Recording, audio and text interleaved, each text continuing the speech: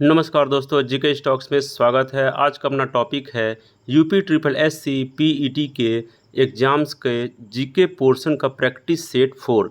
यह practice set काफ़ी महत्वपूर्ण है दोस्तों एग्ज़ाम्स की दृष्टि से, क्योंकि हम इसमें अति महत्वपूर्ण और संभावित प्रश्न कराएंगे जो यूपी ट्रिपल एससी पीईटी के एग्ज़ाम्स में आने की काफ़ी संभावनाएं हैं।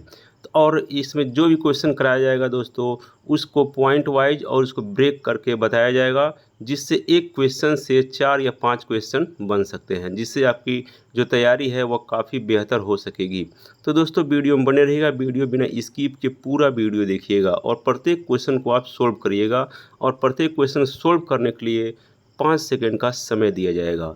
आपका जो भी स्कोर होगा कृपया कर कमेंट बॉक्स में ज़रूर बताइएगा, और वीडियो कैसा लगा है ये भी बताइएगा। तो स्टार्ट करते हैं। इसके पहले एक रिक्वेस्ट है दोस्तों, यदि आप इस चैनल पर नए हैं या पहली बार आए हैं तो कृपया कर इस चैनल को सब्सक्राइब कर दीजिएगा और अपने दोस्तों के पास ज़रूर शेयर करिएगा। तो स्टार्ट करते हैं दोस्तों आज का अपना पहला प्रश्न। ये है सेट 4 और आज का जो अपना पहला प्रश्न है वो देख सकते हैं आप। ट्रिपल वैक्सीन डीपीटी में कौन सा एक नहीं होता है? इसमें वैक्सीन डीपीटी के बारे में पूछा गया, जो बहुत ही कॉमन है और इम्पोर्टेंट है, मैक्सिमम एग्जाम्स में आ चुका है। इसका आंसर है पीलिया। पीलिया जो है यह डीपीटी वैक्सीन के अंडर में नहीं आता है, क्योंकि डीपीटी जो वैक्सीन होता है वह एक संयुक्त टीका है। डीपीटी इसका फुल फॉर्म है डिप्थीरिया, परटूटिस जिसको काली खांसी बोलते हैं, और टिटनेस। इन तीनों को संयुक्त रूप से डीपीटी बोला जाता है। और डीपीटी वैक्सीन जो है शिशु और छोटे बच्चों को दिया जाता है, जो उनको जन्म लेने के दूसरे, तीसरे, चौथे महीने में दिया जाता है। तो हम देख लिए कि डीपीटी जो है यह डिप्थीरिया, परटूटिस और टिटनेस के बारे में है। इनका ये वैक्सीन है, ये आप याद रखेंगे। साथ ही यह इम्पोर्टेंट पॉइंट जो है ये भी बहुत ही बेनिफिशियल है, इसको भी याद रखेंगे। अगला प्रश्न है, अल्फा कण का द्रव्यमान हीलियम के एक अणु के बराबर होता है, इसके आवेश किसके बराबर होते हैं? यह भी काफ़ी इम्पोर्टेंट है। इसका आंसर है 2 प्रोटॉन के बराबर होते हैं इसके आवेश।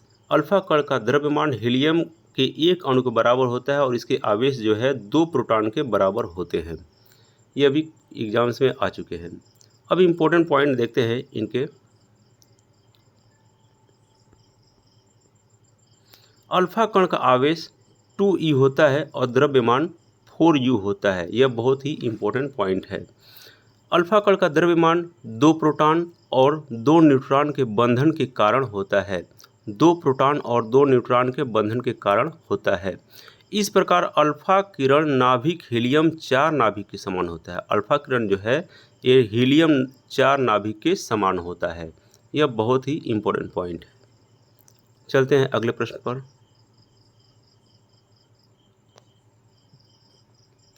न्यूटन की किस गतिकी नियम के से बल का व्यंजक प्राप्त होता है? यह भी इम्पोर्टेंट क्वेश्चन है। इसका आंसर है द्वितीय गतिकी नियम से। द्वितीय गतिकी नियम से बल का व्यंजक प्राप्त होता है। यह बहुत ही इम्पोर्टेंट क्वेश्चन है जो कई बार एग्जाम्स में आ चुका है। इसके रिलेटेड कुछ इम्पोर्टेंट पॉइंट देखते हैं जो और प्रिपरेशन को और भी बेहतर कर सकते हैं। यह है, न्यूटन के गति के द्वितीय नियम के अनुसार बल संवेग परिवर्तन की दर के अनुपाती है। बल जो है संवेग परिवर्तन की दर के अनुपाती है। बल की एसआई जो यूनिट है वह न्यूटन है। बल की जो एसआई यूनिट है न्यूटन है। और प्रतिरोधकता का एसआई जो मात्रक है वह ओम मीटर होता है। प्रतिरोधकता का ओम मीटर होता है और बल का एसआई यूनिट न्यूटन होता है।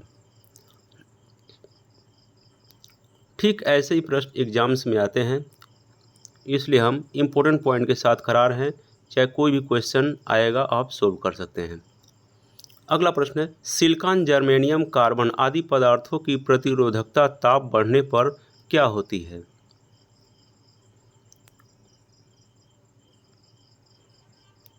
इसका आंसर है ताप बढ़ने पर इनकी प्रतिरोधकता ताप बढ़ने पर घटती है। सिलिकॉन, जर्मेनियम, कार्बन आदि पदार्थों की प्रतिरोधकता ताप बढ़ने पर घटती है। यह भी इम्पोर्टेंट क्वेश्चन है। अब देखते हैं प्रतिरोधकता का एसआई मात्रक जो है ओम मीटर है। ओम मीटर है, यह बहुत ही इम्पोर्टेंट है। प्रतिरोध किसी विद्युत परिपथ में धारा के प्रवाह के विरोध का पैमाना है। प्रतिरोध किसी विद्युत परिपथ में धारा के प्रवाह के विरोध का पैमाना है। ये भी नोट करेंगे। अगला प्रश्न है, कश्मीर के इतिहास का प्रमुख स्रोत क्या है?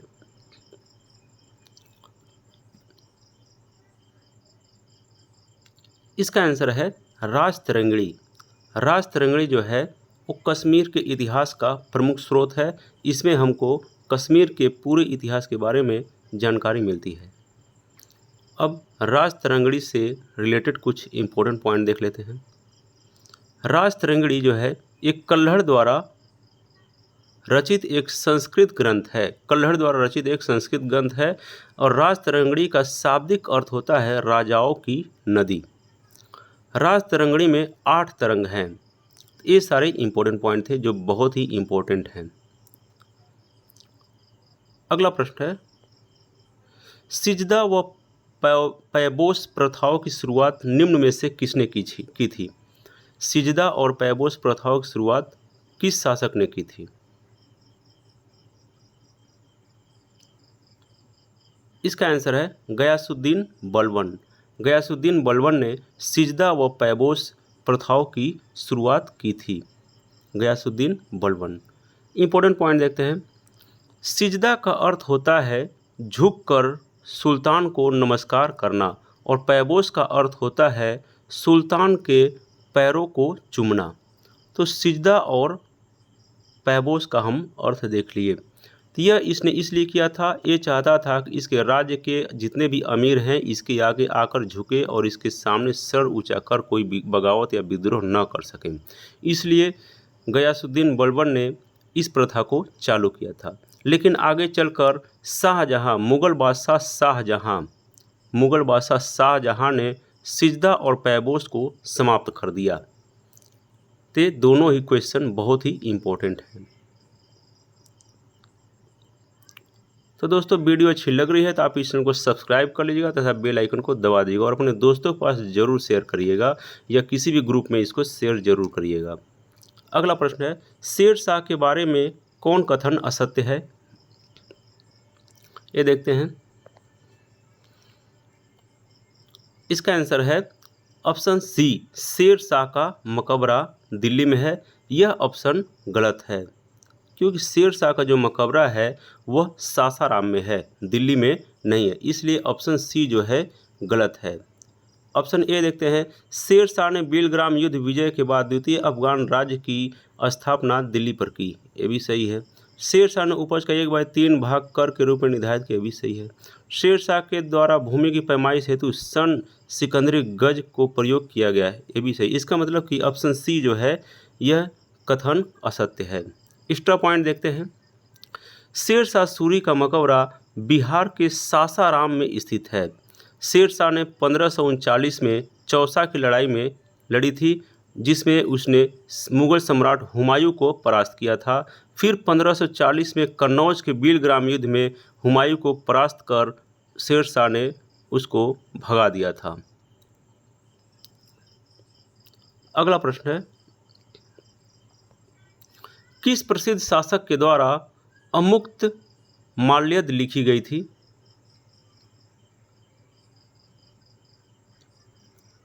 इसका आंसर है कृष्णदेवराय। कृष्णदेवराय के द्वारा अमुक्त माल्यद लिखी गई थी। इंपॉर्टेंट पॉइंट देखते हैं। अमुक्त माल्यद का अर्थ होता है जिसने स्वयं पहनने के बाद माला चढ़ाई है। जिसने स्वयं पहनने के बाद माला चढ़ाई है, इसका मतलब होता है अमुक्त माल्यदा। अमुक्त माल्यद कृष्णदेवराय ने तेलुगु में लिखा था। अगला प्रश्न है, दिल्ली सल्तनत के सभी सुल्तानों में सर्वाधिक समय तक शासन निम्नलिखित में से किसने किया था? इसका आंसर है बहलोल लोदी। बहलोल लोदी ने दिल्ली सल्तनत के सभी सुल्तानों में सर्वाधिक समय तक शासन किया था।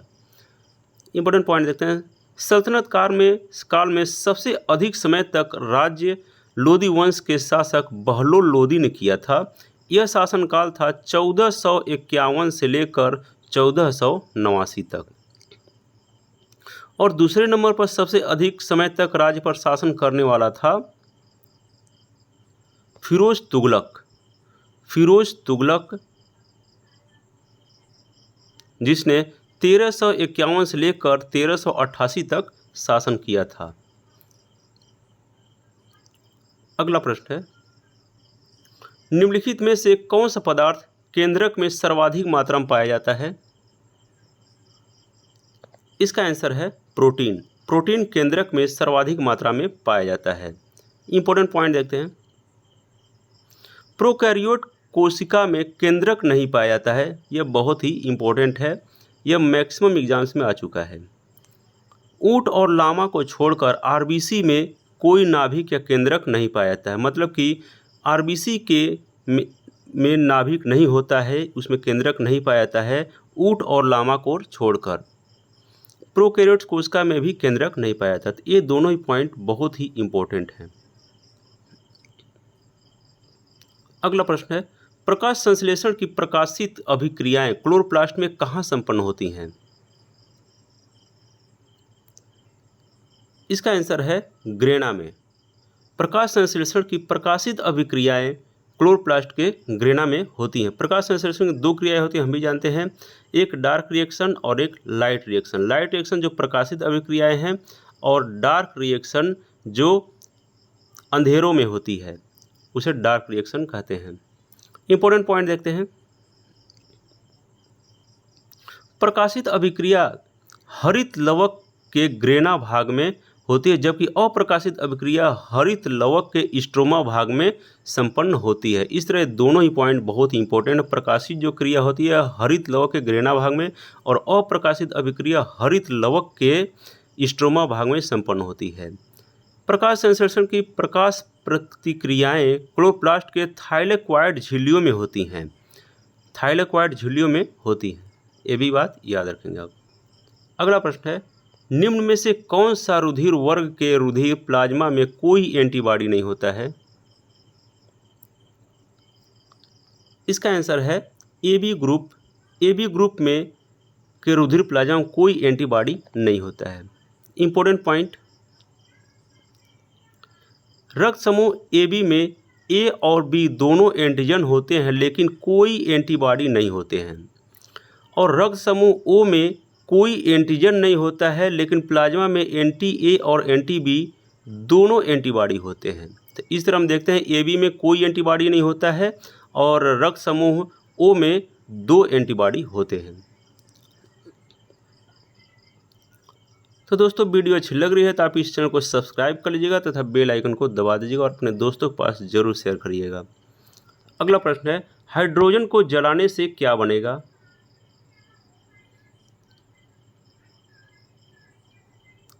इसका आंसर है हाइड्रोजन को जलाने से पानी बनेगा। इंपॉर्टेंट पॉइंट, शुद्ध ऑक्सीजन में हाइड्रोजन जलाने से सिर्फ H2O ही बनता है, दैट मीन्स पानी ही बनता है। हाइड्रोजन का जलना क्या है? तो हाइड्रोजन जलना एक ऊष्माक्षेपी अभिक्रिया है। ये दोनों ही पॉइंट बहुत ही इंपॉर्टेंट हैं। अगला प्रश्न है, ग्रेफिन होता है, क्या होता है? ग्रेफिन कार्बन का नैनो प्रतिरूप है। ग्रेफिन जो होता है वो कार्बन का नैनो प्रतिरूप है। इंपॉर्टेंट पॉइंट देखते हैं ग्रेफिन के। ग्रेफिन का यूज टच स्क्रीन, LCD और जैविक LED के लिए आवश्यक इलेक्ट्रोड संचालक के लिए किया जा सकता है। ये भी इंपॉर्टेंट है। अगला प्रश्न है, प्रधानमंत्री किसान संपदा योजना का मुख्य उद्देश्य क्या है?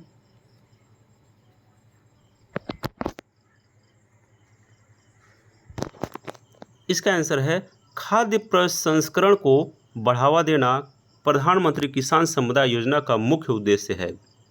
यह बहुत ही इम्पोर्टेंट है। इंपॉर्टेंट पॉइंट है, प्रधानमंत्री किसान सम्मान योजना की शुरुआत अगस्त 2017 में की गई थी। अगला प्रश्न है, भारत के किस क्षेत्र में सर्वाधिक दैनिक तापांतर पाया जाता है?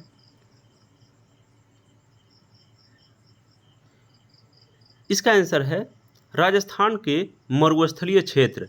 राजस्थान के मरुस्थलीय क्षेत्र में सबसे ज़्यादा सर्वाधिक दैनिक तापांतर पाया जाता है भारत में। इंपॉर्टेंट पॉइंट देखते हैं इससे रिलेटेड। राजस्थान के मरुस्थलीय क्षेत्र का तापमान दिन की अपेक्षा रात में बहुत कम होता है। मतलब कि दिन का तापमान बहुत अधिक होता है और रात का तापमान उसकी अपेक्षा बहुत ही ज़्यादा कम होता है। इसको बोलते हैं सर्वाधिक दैनिक तापांतर, जो राजस्थान के मरुस्थलीय क्षेत्र में होता है। अगला प्रश्न है, कौन सी भूकंप तरंगें सबसे अधिक विनाशकारी होती हैं? इसका आंसर है एल तरंगे। एल तरंग जो है भूकंप की सबसे अधिक विनाशकारी होती है। इंपॉर्टेंट पॉइंट, विश्व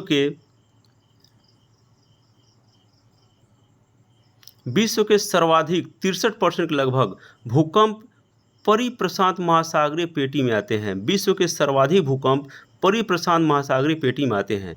भूकंपीय तरंगों को मापने के लिए सीस्मोग्राफ काम में लाया जाता है। सीस्मोग्राफ से भूकंपीय तरंगें मापी जाती हैं। अगला प्रश्न है, निम्नलिखित में से किस योजना के आधार पर संविधान सभा का गठन हुआ था?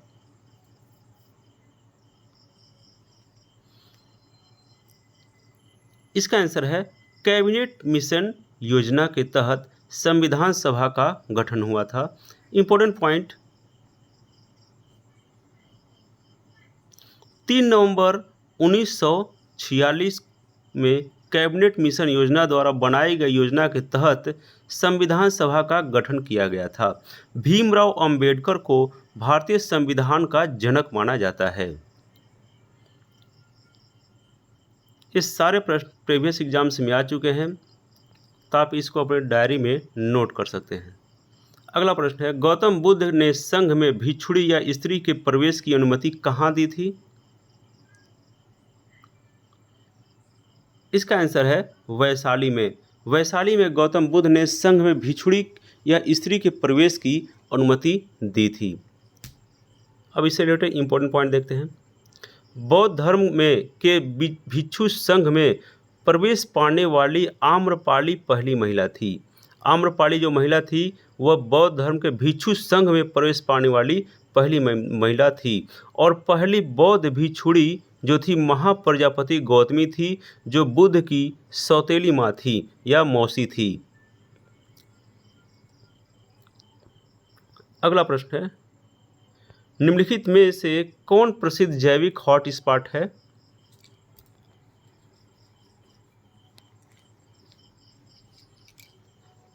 इसका आंसर है पश्चिमी घाट। पश्चिमी घाट प्रसिद्ध जैविक हॉटस्पॉट है। इंपॉर्टेंट पॉइंट, दुनिया के 36 जैविक हॉटस्पॉट में से, मतलब कि दुनिया में अभी 36 जैविक हॉटस्पॉट प्रेजेंट हैं, में से 4 भारत में स्थित है। 36 जैव विविधता में से 4 भारत में स्थित हैं और वे 4 हैं हिमालय, पश्चिमी घाट, इंडो बर्मा क्षेत्र और सुंदरलैंड। ये 4 जो हैं जैविक विविधता हॉटस्पॉट वाले क्षेत्र भारत में हैं और विश्व में टोटल 36 जैव विविधता वाले हॉटस्पॉट हैं। विश्व में सबसे अधिक जैव विविधता वाला स्थान अमेजन के वर्षा वन है, विश्व के सबसे अधिक जैव विविधता वाला स्थान। तो ये सारे पॉइंट बहुत ही इंपॉर्टेंट हैं। अगला प्रश्न है,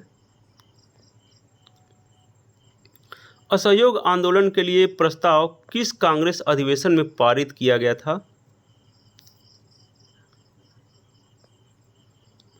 इसका आंसर है नागपुर अधिवेशन में असहयोग आंदोलन के लिए प्रस्ताव पारित किया गया था। इंपॉर्टेंट पॉइंट, 1920 के नागपुर अधिवेशन में कांग्रेस ने असहयोग के प्रस्ताव को स्वीकार किया था। खेड़ा आंदोलन भारत में गांधी जी का पहला असहयोग आंदोलन था। खेड़ा आंदोलन यह बहुत ही इम्पोर्टेंट है कि गांधी जी का पहला असहयोग आंदोलन कौन था, इसको आप बताएंगे आप, खेड़ा आंदोलन था।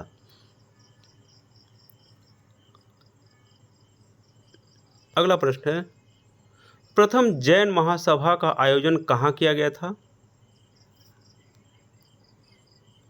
इसका आंसर है पाटलिपुत्र। पाटलिपुत्र में प्रथम जैन महासभा का आयोजन किया गया था।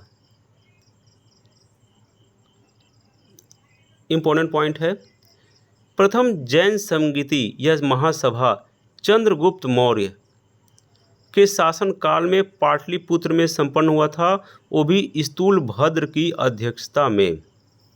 द्वितीय जैन संगीति का आयोजन 512 ईस्वी में हुआ था और स्थान वल्लभी था। वल्लभी में 512 ईस्वी में द्वितीय जैन संगीति हुई थी। उस समय जो शासक थे वो थे नागार्जुन।